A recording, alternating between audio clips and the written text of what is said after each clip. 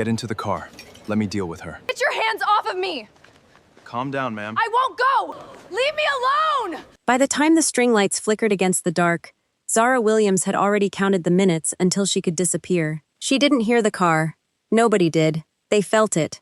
The low hush of an engine too expensive to make noise, rolling past the velvet rope and the valet stand, and the security gate that was supposed to keep people exactly like the night's surprise out.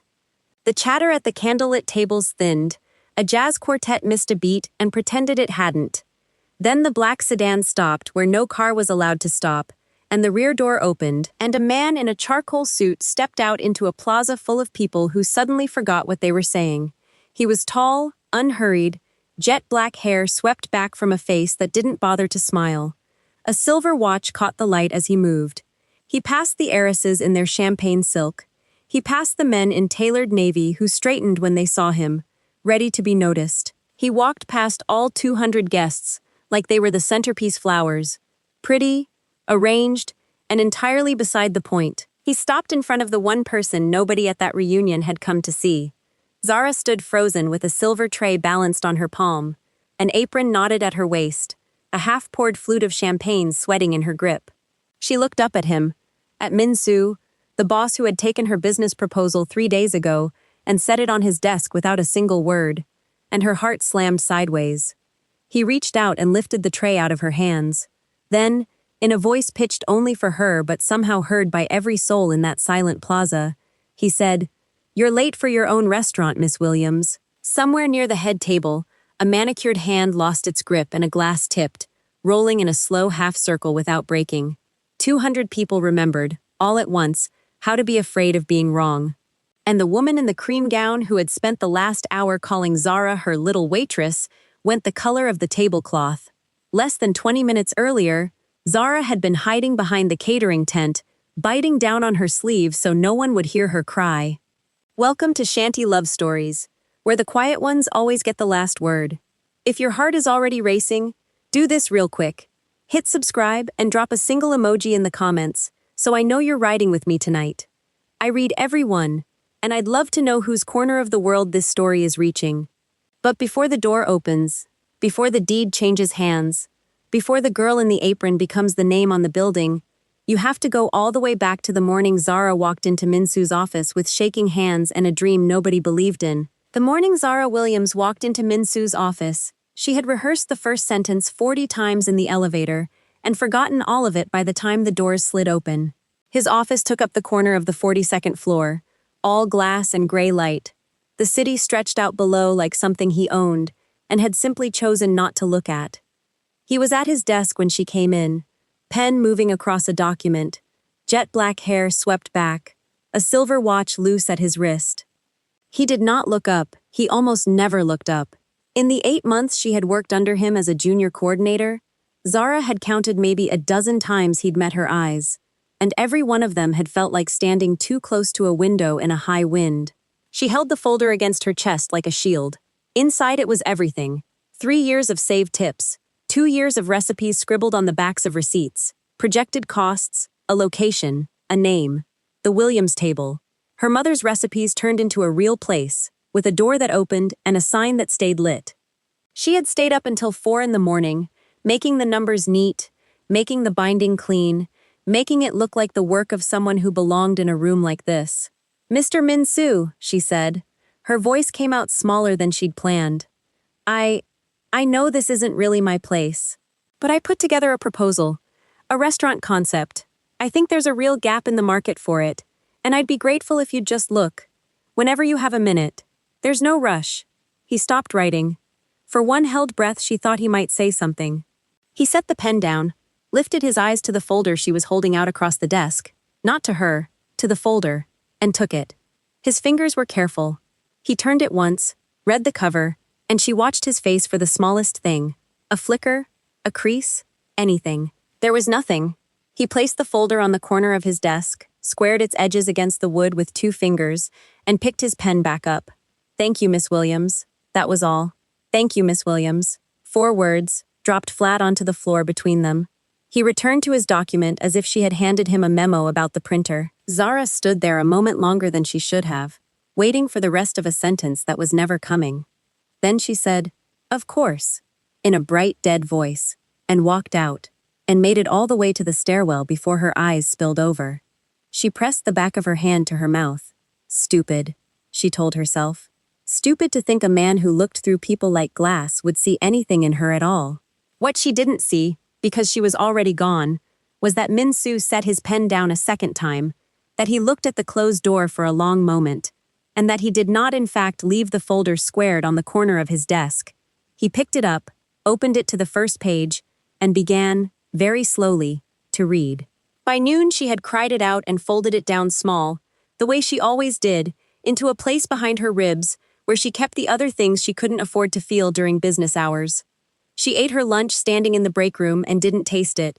And when her phone buzzed against the counter at 12:30, her best friend's name on the screen, she answered before she had decided whether she could hold herself together. "Tell me you sent it," Dara said. "I sent it." Zara turned toward the window, away from the door, lowering her voice. "He said thank you." He put it on the corner of his desk like a coaster. It's fine. It was a long shot. It was always a long shot." She rubbed at her eyes with 2 fingers. "Can we talk about literally anything else?" There was a pause on the line, the particular pause of a friend deciding whether to push. Then Dara pushed somewhere worse. "The reunion's Saturday." Zara closed her eyes. "I know when it is. You're going." "I'm not going." "Zara? What am I supposed to say, Dara?" The words came faster now, lower, the kind of thing she only let herself say to the one person who'd known her since they were 16 and broke, and dreaming louder than they had any right to. "They all think I made it. You saw the group chat. Becca's a surgeon. Priya took her company public. Chloe's marrying into half the waterfront. And I'm a coordinator who fetches coffee by day and carries trays by night, so I can make rent in a building with 1 working elevator. I have 2 jobs and I'm still behind. If I walk in there, they'll smell it on me in 30 seconds. They will not. I serve people like them, Dara. That's my whole life. I pour champagne for people who went to school with me and I smile and they tip me 12%, and they never once recognize my face. I can't sit at a table and pretend I'm one of them, when on a Tuesday I'm the help." Her throat closed. "I'd rather they wonder than know." She didn't hear the footsteps in the hall. She didn't hear them slow, or stop, just outside the break room door where the wall ran out and a man stood with a folder under his arm, and his expression unreadable, having paused on his way past for reasons he would not have been able to name. She didn't know that Min-soo heard the word help, and the word ashamed, and the small wet catch in her voice when she said, "I'd rather they wonder than know." She didn't know he stood there until she'd hung up, and then turned and walked the other way without ever letting her see him. She only knew that the break room was empty when she finally looked up, and that she had a shift to get to. The plaza did not look like the same city she worked in by day. By night, it became something out of a magazine, string lights crisscrossed overhead in golden swags, candles flickering on every white-clothed table, white roses crowding glass vases, a jazz quartet warming up in the corner. It was the kind of place that charged 4 figures to be rented for a private event, and never once mentioned a price out loud, because anyone who needed to ask wasn't invited. Zara clocked in through the service entrance, traded her coat for a crisp white shirt and the black apron, and pinned her hair back tight. In the staff mirror, her own face looked back at her, scrubbed of the morning, professionally blank. She'd gotten good at this, at becoming furniture, at moving through a room so smoothly that no one ever felt served, only somehow always full. The manager came by with the night's brief. Private function, big spenders, keep the champagne moving, smile, don't speak unless spoken to. "Whose party is it?" Zara asked, loading her tray. The manager was already walking away. "Some reunion thing, class of whatever. Rich kids?" He waved a hand at the rows of fluted glasses, gold catching the candlelight. "Just keep it flowing."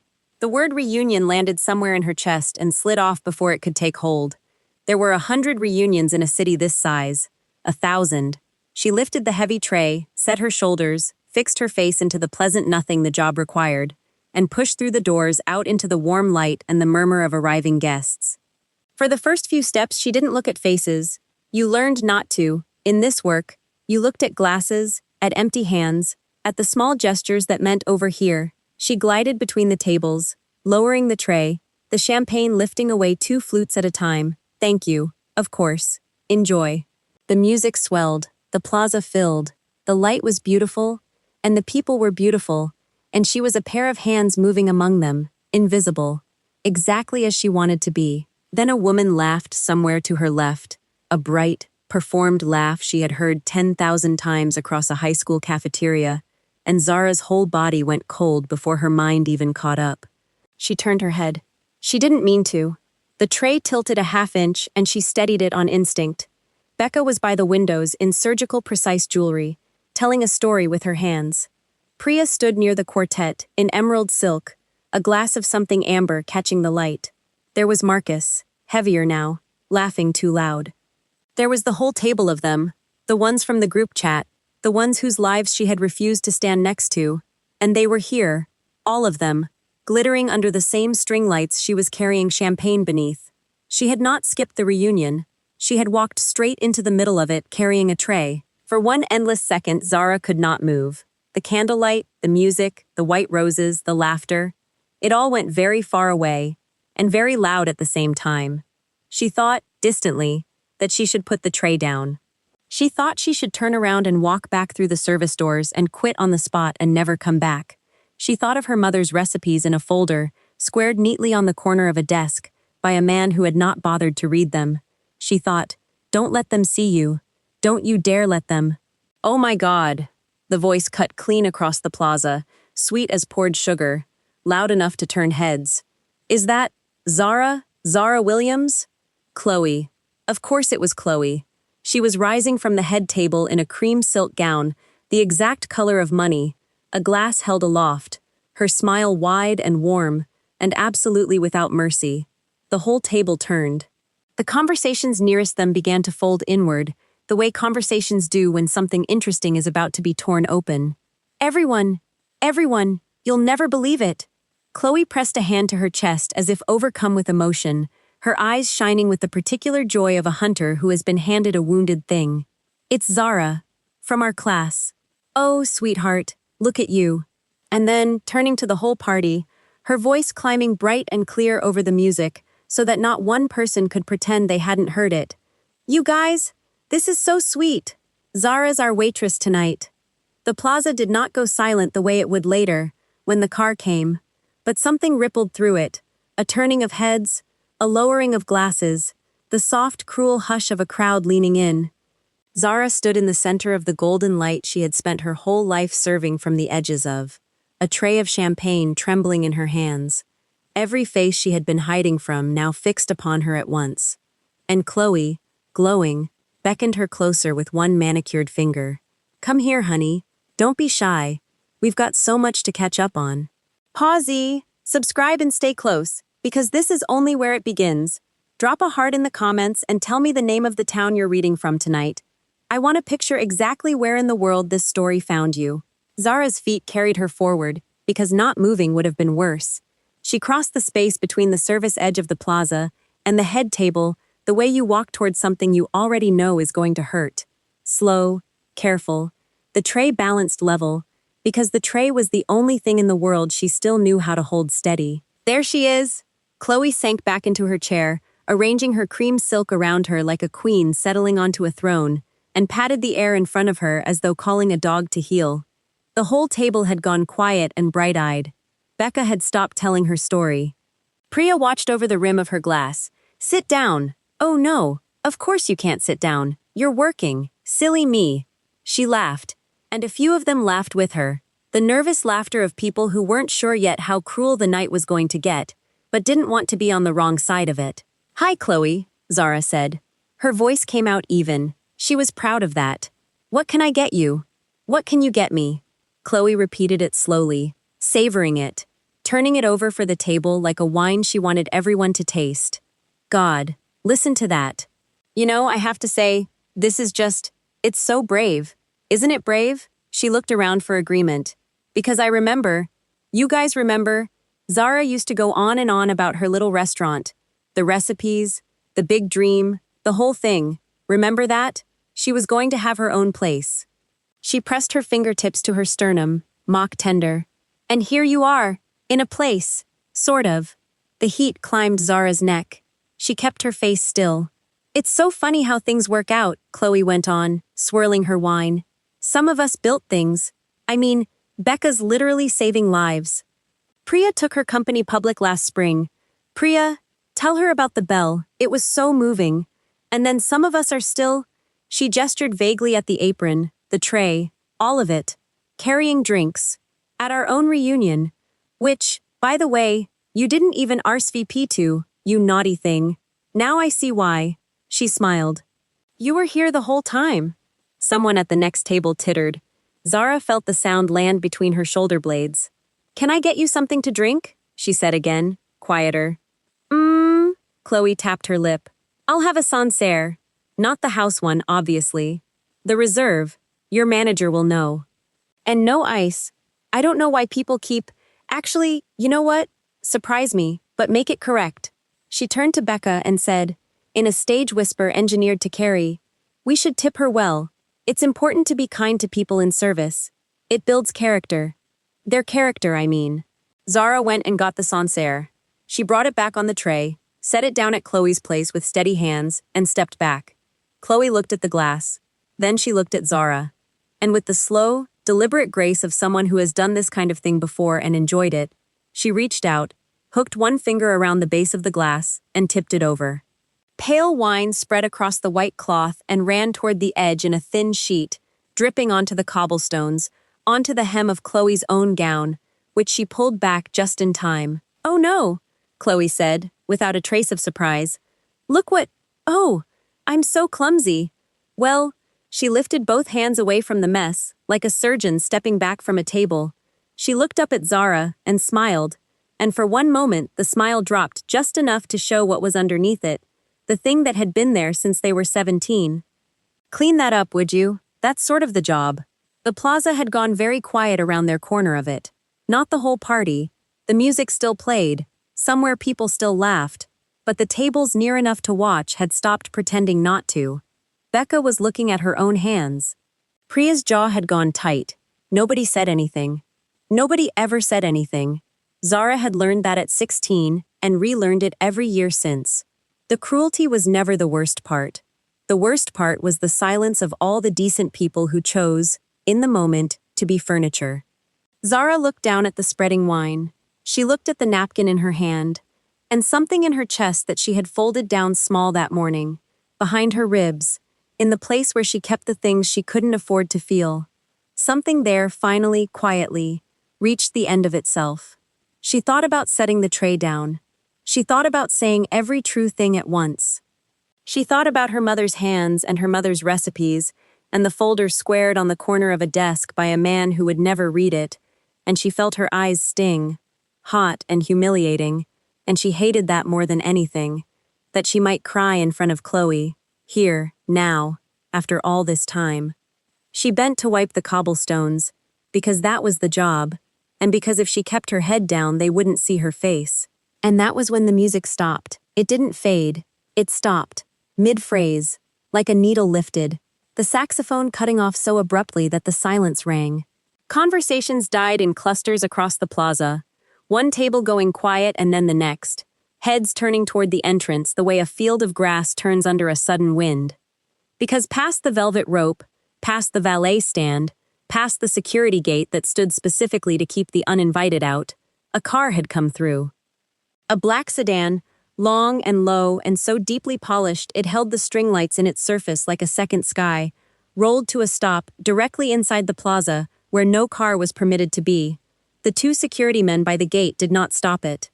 One of them, Zara saw distantly, actually stepped back and inclined his head, the way you do at something you have been told to expect and were not sure you believed in. Zara stayed crouched on the cobblestones, napkin in her hand, wine soaking cold through the knee of her trousers, and watched along with 200 other people as the engine went silent. Nobody moved. Even Chloe had half risen from her chair, her wine-spilling smile frozen and recalibrating, her eyes already doing the math of the car, the make, the cost, the implications, and arriving at opportunity. The driver came around. He opened the rear door, and a man in a charcoal suit stepped out into the golden light. He was tall, unhurried, Jet black hair swept back from a face that did not so much as glance at the crowd it had silenced. A silver watch caught the light at his wrist. He buttoned his jacket with one hand, looked once across the whole glittering plaza, the candles, the white roses, the 200 beautiful people frozen mid-breath, and began to walk. Chloe moved fast. Zara had to give her that. She had built a whole life out of being the first to a powerful person's side, and instinct took over before thought could. She came around the table in a sweep of cream silk, hand already extended, smile already blazing to full wattage, intercepting his path with the practiced ease of someone who had been raised to believe rooms rearranged themselves around her. Well, I don't think we've met, but I would love to fix that. Her voice had gone smooth and warm and expensive. Chloe Ashford. My family's in real estate. The Ashford Group, you may have heard. We did the whole waterfront redevelopment. I have to say, I admire a man who makes an entrance. She laughed, light and inviting. Whatever brings you here tonight, I'd be thrilled to. He walked past her. He didn't pause. He didn't slow. He didn't even seem to register that a woman in a cream gown had been speaking to him, her hands still hanging in the air between them, as he stepped around it the way you step around a chair someone has left in a doorway. Chloe's mouth stayed open on the rest of a sentence that no longer had anywhere to go. He crossed the plaza. He passed the surgeons and the founders and the heiresses in their champagne silk, all of them turning to track him, none of them the reason he had come. He walked past the head table. He walked past Becca and Priya and Marcus. And he stopped in front of the one person in that entire plaza nobody had come to see. A woman crouched on the cobblestones in a catering apron, a wine-soaked napkin in her fist, looking up at him with her heart slamming sideways in her chest. "Mr. Min-soo," Zara breathed. "Stand up, Miss Williams," he said, not unkindly. "You don't belong down there." She stood. Her knees were unsteady. The whole plaza watched. 200 faces, every one of them straining to understand what they were seeing. Chloe had drifted back into the edge of Zara's vision, her smile gone, her expression doing something complicated and afraid. Min-soo reached out and lifted the tray out of Zara's hands. He passed it, without looking, to a server frozen nearby, who took it on pure reflex. Then he stood there with his hands now empty, in front of her, in the silence, and for the first time in 8 months he looked at her. Fully, directly, with none of the glass between them. "I read your proposal," he said. Zara's lips parted. No sound came out. "All of it. That morning, the minute you closed the door." His voice was low, even, but it carried in the dead quiet plaza, the way a stone carries to the bottom of a still pond. The cost projections were sound. The location analysis was better than work I pay consultants 6 figures for. And the recipes? Something flickered across his face. The smallest thing, gone almost before it arrived. The recipes are the kind of thing money cannot invent. I have eaten in the best rooms in the world, Miss Williams. I would rather eat at your table. You didn't say anything, Zara whispered. You put it on the corner of your desk. You said thank you. I'm not a man who says things before they're true. He reached into the breast of his jacket and drew out a folded sheaf of papers, heavy stock, the kind that comes embossed and notarized. I don't believe in speeches. I believe in deeds. He held it out to her. This plaza, he said, the restaurant attached to it, the kitchens, the name, the licenses, the land it stands on. I bought it 3 days ago, the afternoon I finished reading. A pause. It's yours. The transfer is complete and signed. It has been since this morning. I only came tonight to deliver it in person. Zara did not take it. She couldn't. Her hands had stopped working. She stared at the papers, and then at his face, and then at the papers. And somewhere far off she heard a sound she would only later understand had been the entire plaza inhaling at once. I don't. Her voice cracked clean in half. Why would you? Because you were right, and they were wrong, Min-soo said simply. And I have spent a great deal of my life in rooms where that is true, and nobody says it out loud. He pressed the deed gently into her hands, closed her fingers over it with his own. Say it's yours, Miss Williams. It already is. You only have to take it. She took it. And the careful architecture of the evening. Chloe's evening, the reunion's evening, the whole glittering hierarchy that had spent 5 years and 1 cruel hour deciding exactly where Zara Williams belonged, came apart all at once in her hands. This is, Chloe's voice, when it finally came, had lost every drop of its sugar. She was staring at the deed, at the embossed seal catching the candlelight, and the math was running across her face faster than she could hide it. That's a joke. This is some kind of stunt. She's the waitress, Minsu turned. He looked at Chloe for the first time all evening, and the look was not cruel, which was somehow worse than if it had been. It was the look a man gives a thing he has noticed only because it has become an obstacle. "You're standing on Miss Williams's property," he said.